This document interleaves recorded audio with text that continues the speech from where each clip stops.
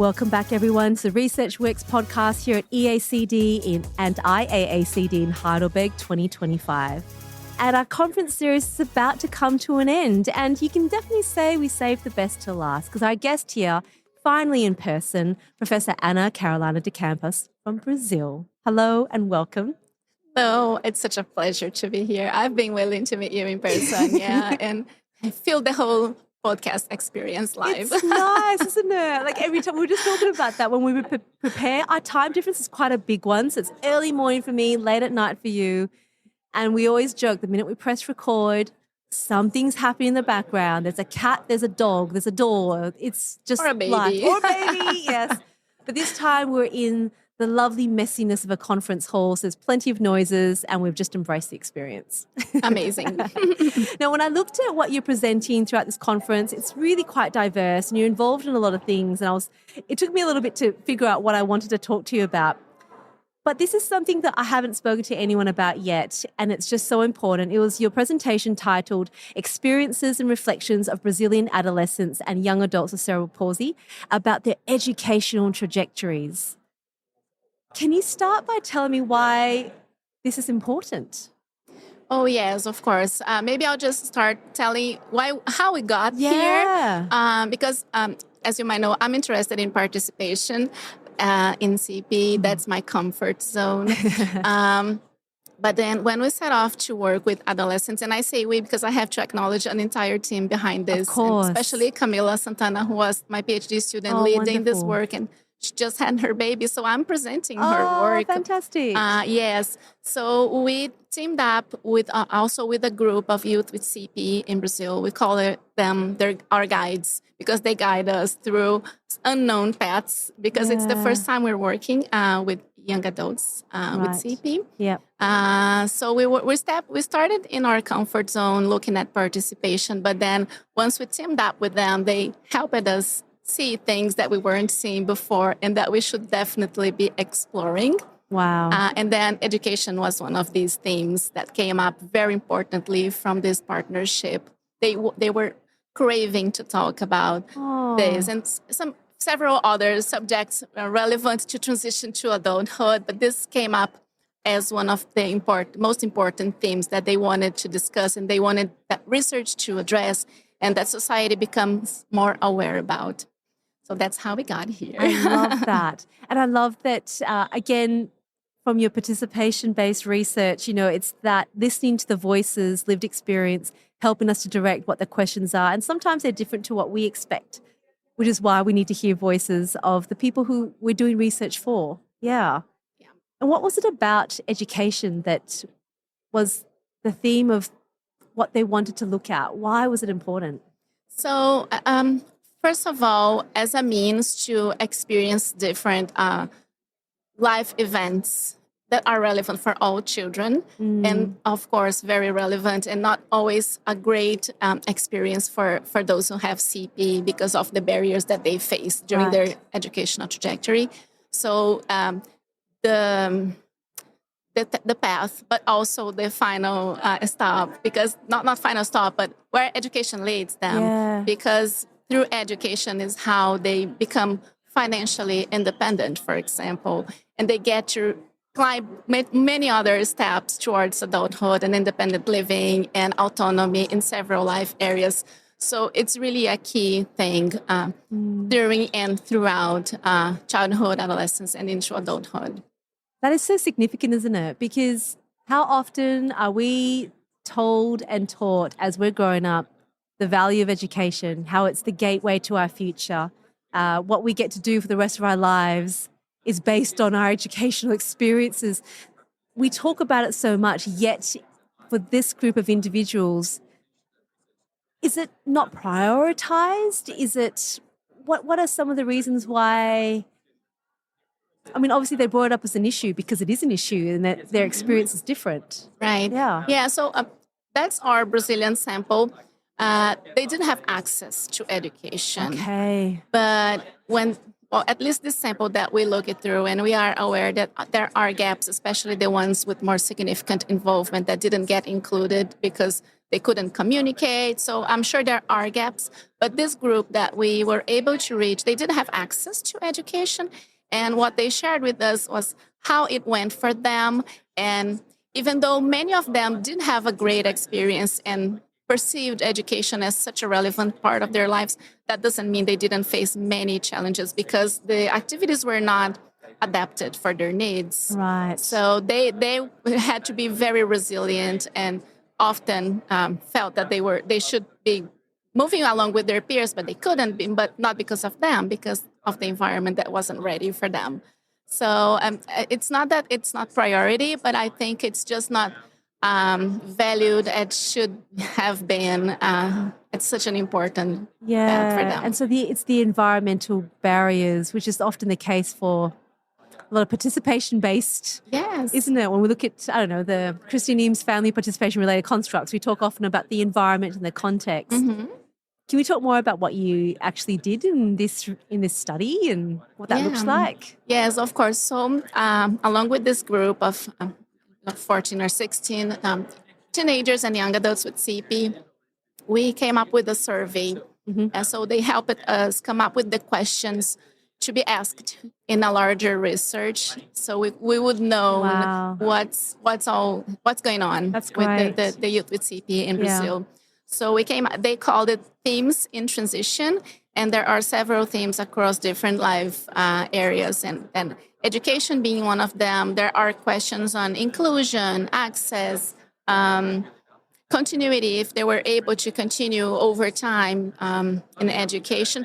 So this is one of the pieces. So we have, and then later on, we applied the survey on 114 other youths. So we could have a wider, and considering all regions of Brazil, because it's a very diverse country too, we could have a broad understanding of what was going on. So, and then the main barriers that we were able to map with this survey was the access to supports that they need, because accessing mobility devices is very hard for many. Communication devices are also not accessible for many. So support that would have been helpful for them during school that they didn't have. And also other people's attitudes. That could be either a facilitator or a barrier. So, and oftentimes it is a barrier. So 15% of our sample thought that it was really difficult for them to deal with these barriers and to have a good experience with access and continuity in education. And then we also had another question on inclusion, how they felt they were included during education. And then only 30% had a good experience, and all the rest said, well, even though there were no inclusive actions, they were able to overcome it by their own means, and another 34% had severe limitations to participate in school, or they didn't participate at all in activities that the other kids participated. Those are quite big numbers, aren't they? Because that's an entire educational experience. Does that impact, do you think? I mean, you spoke about resilience there, and almost attached with resilience sometimes is met with expectation of what the possibilities could be. Are we resilient because this is the way that it is and we put up with it? How does expectation fall into that? Did that come up at all? Yeah, it did. We did have several other instruments that we used in the research. One of them was the Rotterdam Transition Profile, which measures and transition. So across life areas, whether the youth has no experience or is transitioning towards experimenting and with the help of their caregivers, or if they're really becoming autonomous and independent in these situations, and education is also there. And then with this questionnaire, I presented that abstract yesterday on autonomy and participation, and we explored the predictors for their independence. And then what came up as significant was age, because over time they get more independent.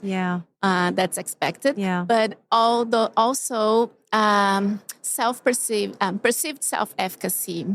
So I think this speaks with resilience, because there's this inner strength. I Right. almost want to say Yeah. that how much they're able to cope with the unexpected situations that come up, with the negative experiences that they face on a daily basis. So the better they do with this construct, the more autonomous they were. And interestingly, we also explored the role of gross motor ability, manual ability, cognitive involvement. None of these were significant predictors Wow. of autonomy. So that was a very interesting finding for us because we're PTs. I was going to say, that's surprising. Yes, exactly. That's very surprising, but that's also good because this is Yes. modifiable. This can be supported That's early on. right. Yeah. It's interesting, isn't it? Like we have these expectations of what might be the barriers, which is why we do research to figure out. And yeah, I agree that there's this hope then, because your experiences don't have to be limited by your abilities. So what does this mean now for, I know this is very specific for adolescents, Brazil, but even as you're going through all of that, I can really see like it's very relevant across many contexts, I suspect. But what are some of the modifiable things, I suppose, researchers or therapists currently working with children and adolescents? There are things we can do now, aren't they? Right. Yeah. I mean, first of all, looking at all these environmental factors that came up as relevant for these situations.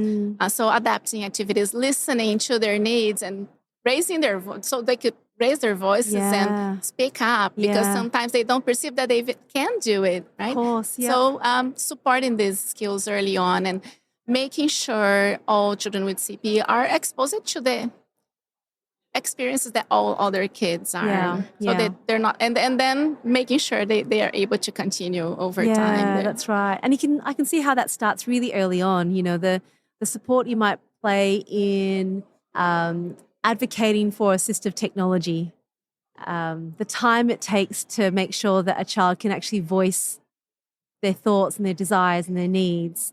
They're really valuable things to do all throughout life, aren't they? Yes, exactly. It's abilities that are needed, right, during life, especially during adulthood when sometimes you don't have someone to speak up for you. Yeah, right? That's right. Yeah. And so this is extremely relevant for. And it's not something you can suddenly just do.